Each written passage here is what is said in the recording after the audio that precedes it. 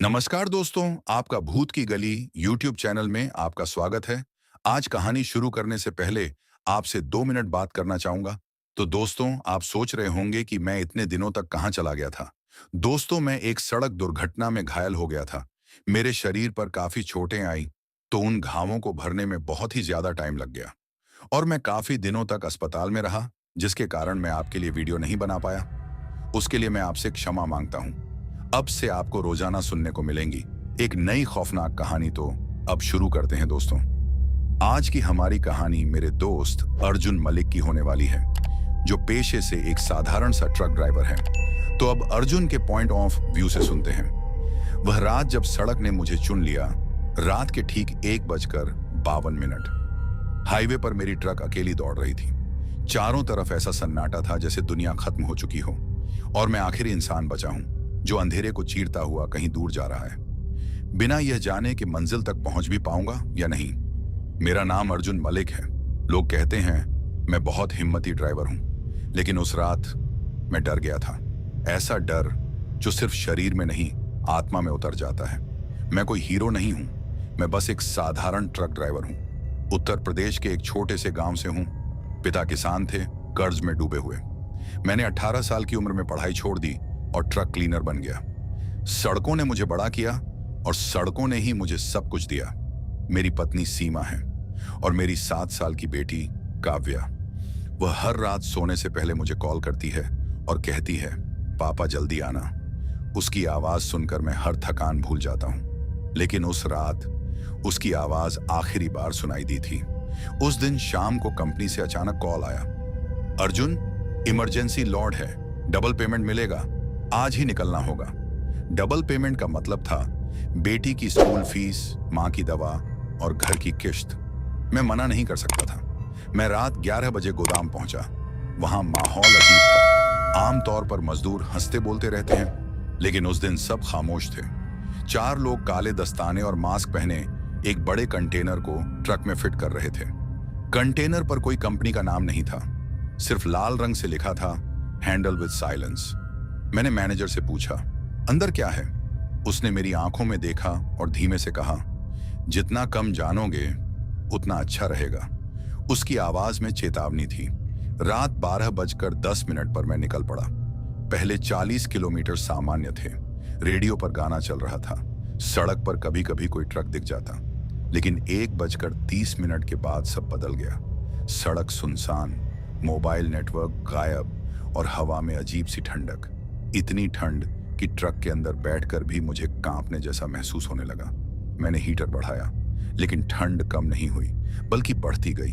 करीब 1:52 पर मुझे पीछे से हल्की सी आवाज सुनाई दी, थक। मैंने सोचा सामान हिल रहा होगा। फिर दोबारा थक थक। इस बार आवाज साफ थी, जैसे कोई अंदर से धातु पर मार रहा हो। मेरे हाथ स्टीयरिंग पर कस गए।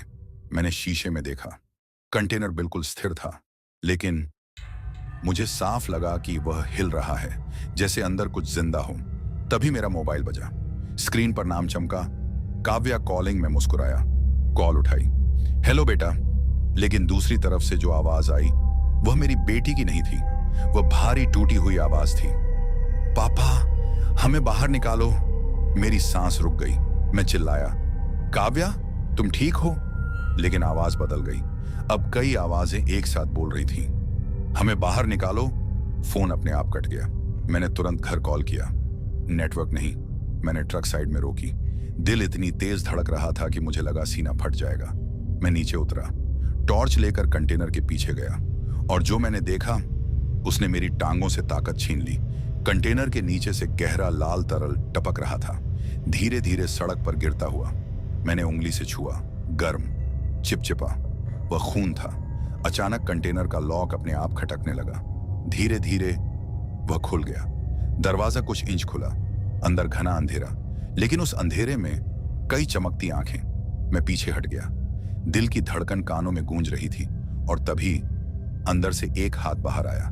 सफेद नहीं, काला भी नहीं, जला हुआ।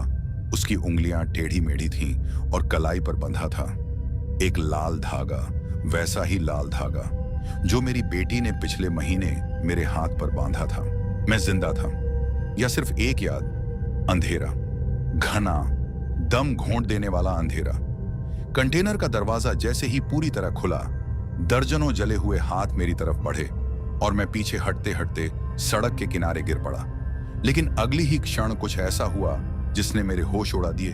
सड़क, ट्रक, हाईवे सब गायब हो गया और मुझे लगा जैसे मैं किसी गहरी सुरंग में गिर रहा हूं जहां नीचे सिर्फ चीखें हैं। जब मैंने आंखें खोली, मैं ड्राइवर सीट पर बैठा था। ट्रक चल रही थी। डैशबोर्ड पर समय था 1:52 AM। सब कुछ वैसा ही, सड़क सुनसान, कोहरा।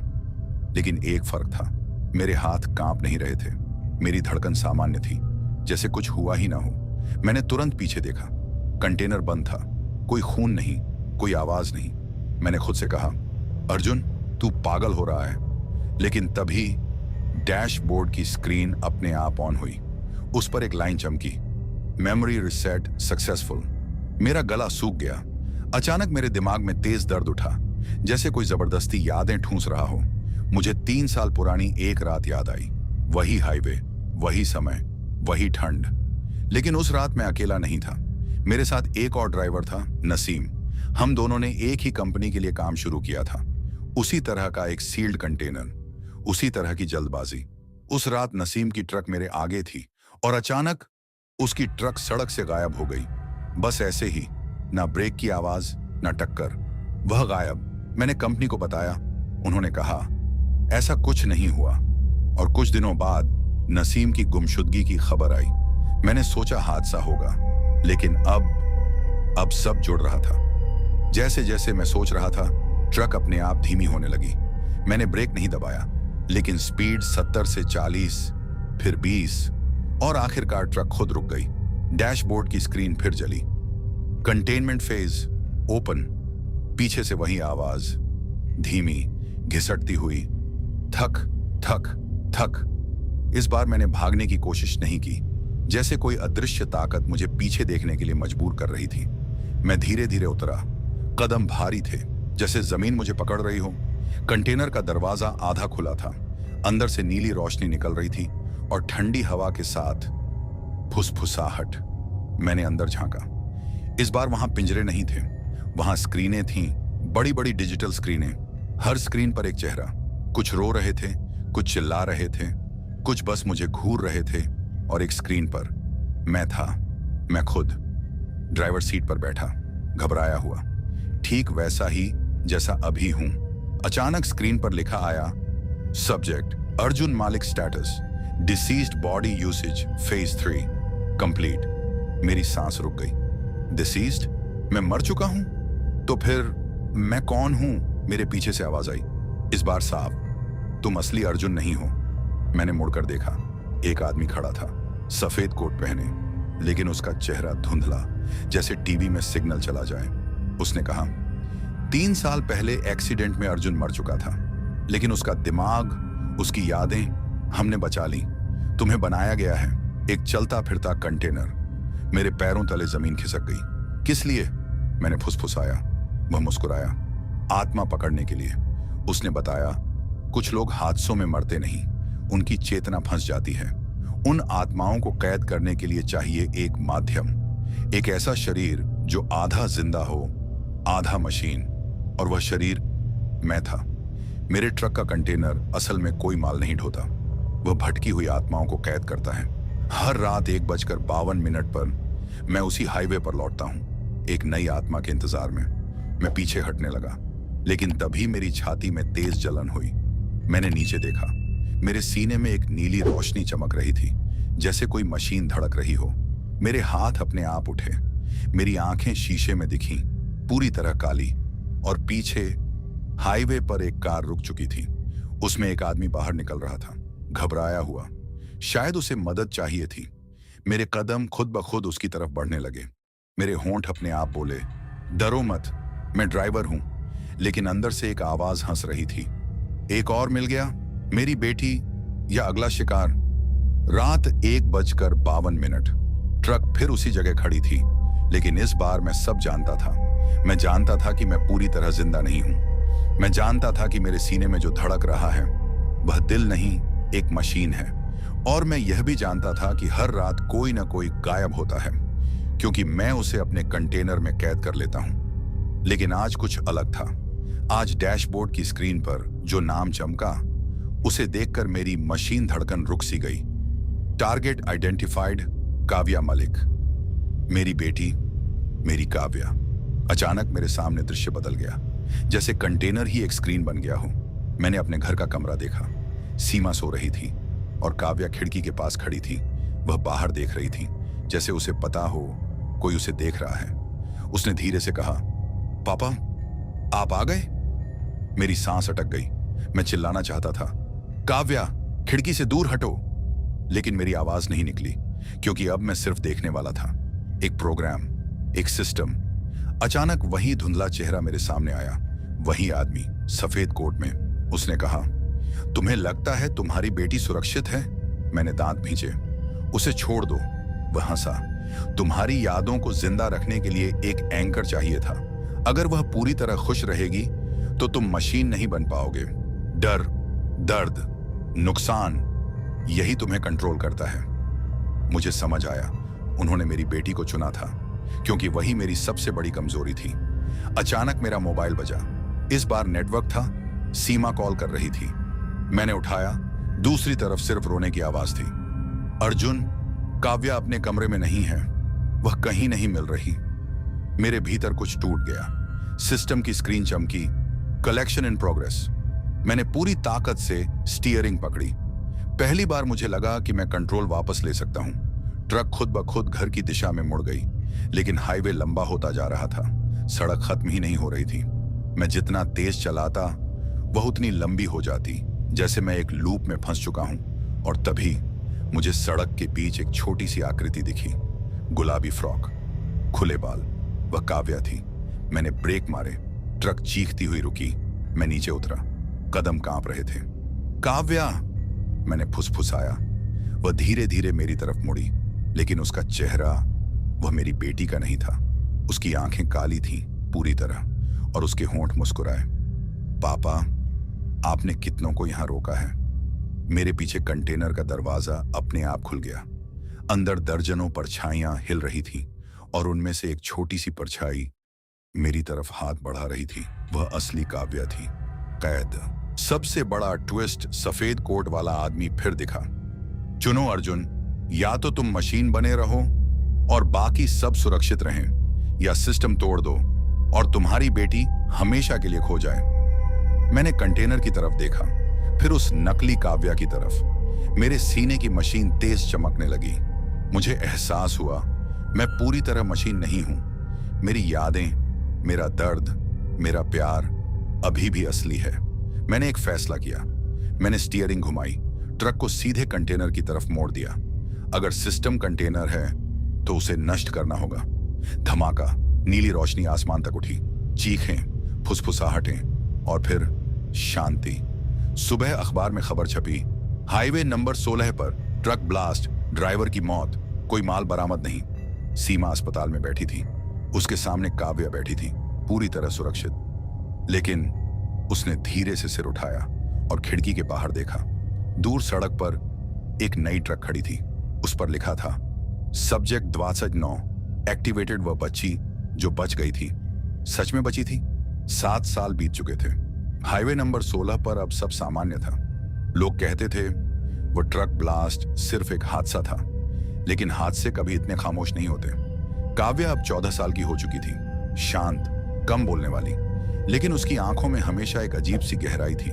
सीमा अक्सर नोटिस करती, काव्या रात 1:52 पर खुद ब खुद जाग जाती है, बिना अलार्म, बिना आवाज, बस आंखें खुल जाती हैं और वह खिड़की के बाहर देखने लगती है, जैसे किसी का इंतजार कर रही हो।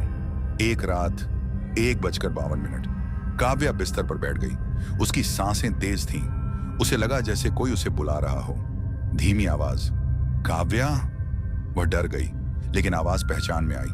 वह पापा की थी। पापा, उसने फुसफुसाया। खिड़की के बाहर सड़क खाली थी, लेकिन अचानक उसकी आंखों के सामने एक दृश्य उभरा। वही हाईवे, कोहरा और एक ट्रक, लेकिन इस बार ड्राइवर सीट पर कोई और था, एक अजनबी आदमी, और उसके सीने में वही नीली रोशनी। अचानक काव्या के सीने में तेज दर्द उठा। वह जमीन पर गिर गई। सीमा भागकर आई। क्या हुआ? काव्या की आंखें खुली, पूरी तरह काली। कुछ सेकंड के लिए फिर सामान्य। सीमा ने सोचा शायद सपना है, लेकिन काव्या जानती थी यह सपना नहीं था, यह कॉल था। अगले दिन काव्या ने पापा के पुराने सामान को खंगालना शुरू किया। उसे एक डायरी मिली जो कभी पुलिस को नहीं मिली थी। उसमें अर्जुन ने कुछ नोट्स लिखे थे। अगर मैं कभी अजीब व्यवहार करूं, अगर मैं कहूं कि मैं पूरी तरह जिंदा नहीं हूं, तो इसका मतलब है वे सफल हो गए। वे आत्माओं को कैद करते हैं और उन्हें कंट्रोल करने के लिए किसी की यादें इस्तेमाल करते हैं। अगर यह डायरी काव्या पढ़ रही है तो शायद वह अगला टारगेट है। काव्या के हाथ कांप गए। उसी रात हाईवे पर ट्रक रुकी। नया ड्राइवर, सब्जेक्ट 279, डैशबोर्ड पर नाम चमका। टारगेट शिफ्ट, काव्या मालिक। उस आदमी की आंखें धीरे धीरे काली हो गईं। उसने इंजन स्टार्ट किया। असली ट्विस्ट काव्या को अचानक सब समझ आने लगा। उसके दिमाग में तस्वीरें उभरने लगीं, जैसे किसी ने उसे डाउनलोड कर दिया हो। उसे पता चल गया, ब्लास्ट के वक्त सिस्टम पूरी तरह खत्म नहीं हुआ था। एक हिस्सा बच गया था और वह हिस्सा उसके अंदर था। उस रात जब कंटेनर फटा था, उसकी आत्मा नहीं छुई गई थी, बल्कि सिस्टम का एक टुकड़ा उसके अंदर ट्रांसफर हो गया था। इसलिए वह 1:52 पर जागती है। इसलिए उसे सब दिखता है। वह सिर्फ शिकार नहीं थी, वह आधी सिस्टम है। रात 1:52। दरवाजे पर दस्तक हुई, धीमी। थक थक। सीमा सो रही थी। काव्या उठी, दरवाजा खोला। बाहर वही ट्रक खड़ी थी। सब्जेक्ट 29 मुस्कुरा रहा था। चलो, तुम्हारा समय हो गया। काव्या की आंखें काली हो गईं, पूरी तरह। लेकिन इस बार डर नहीं था। उसने कहा, मैं तुम्हारे साथ नहीं जाऊंगी। ड्राइवर हंसा। तुम्हारे अंदर सिस्टम है, तुम भाग नहीं सकती।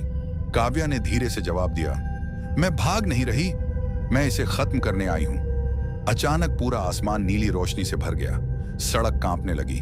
ड्राइवर चीख उठा। काव्या के सीने में चमक बढ़ती गई। उसके पीछे दर्जनों परछाइयां उभर आईं। वही आत्माएं जो कंटेनर में कैद थीं, और उनमें से एक अर्जुन। उसने कहा, अब मेरी बारी है। रात 1:52। आसमान नीली बिजली से चमक रहा था। हाईवे नंबर 16 कांप रहा था, जैसे धरती के नीचे कोई विशाल मशीन चल रही हो। सब्जेक्ट 29 जमीन पर गिरा पड़ा था। उसकी आंखें काली थीं, लेकिन अब उनमें डर था। काव्या सड़क के बीच खड़ी थी। उसके सीने से वही नीली रोशनी निकल रही थी, लेकिन वह रोशनी ठंडी नहीं थी, वह जल रही थी। उसकी आंखों के सामने दर्जनों परछाइयां तैर रही थीं। वे आत्माएं जो सालों से कंटेनर में कैद थीं, और उनमें से एक आकृति धीरे धीरे साफ हुई। अर्जुन। उसका चेहरा धुंधला था, लेकिन उसकी आवाज साफ थी। काव्या, सिस्टम को तोड़ना है तो पहले इसे समझना होगा। अचानक जमीन फटी। हाईवे की सड़क गायब हो गई। नीचे एक विशाल भूमिगत ढांचा दिखाई दिया। लोहे की सुरंगें, सैकड़ों कंटेनर, हर कंटेनर के अंदर चमकती नीली रोशनी, और बीच में एक विशाल कांच का कमरा। उस कमरे में वही आदमी खड़ा था, सफेद कोट वाला, लेकिन अब उसका चेहरा साफ दिख रहा था। वह इंसान नहीं था। उसका आधा चेहरा मशीन था, आधा मांस, आधा तार। वह मुस्कुराया। वेलकम टू द कोर, उसने कहा। सालों पहले हमने एक प्रोजेक्ट शुरू किया था, प्रोजेक्ट अमार, मौत को हराने के लिए। हमने पाया कि शरीर मरता है, लेकिन चेतना कुछ सेकंड तक जीवित रहती है। अगर उस चेतना को पकड़ लिया जाए तो उसे मशीन में ट्रांसफर किया जा सकता है। लेकिन समस्या थी, आत्मा स्थिर नहीं रहती, वह भागती है, और उसे बांधने के लिए चाहिए भावना, डर, प्यार, पछतावा। इसीलिए चुने गए ट्रक ड्राइवर, क्योंकि वे अकेले होते हैं रात में, लंबे रास्तों पर, डर और थकान के बीच। अर्जुन पहला सफल सब्जेक्ट था, लेकिन उसने सिस्टम को नुकसान पहुंचाया। इसलिए अब काव्या को चुना गया। काव्या ने आंखें बंद की। उसके सामने एक छोटी बच्ची की परछाई उभरी। वह रो रही थी। वह वही आत्मा थी जो पहले कंटेनर में दिखी थी। काव्या ने उसका हाथ पकड़ा। नीली रोशनी तेज हुई, और अचानक वह परछाई गायब हो गई। आजाद।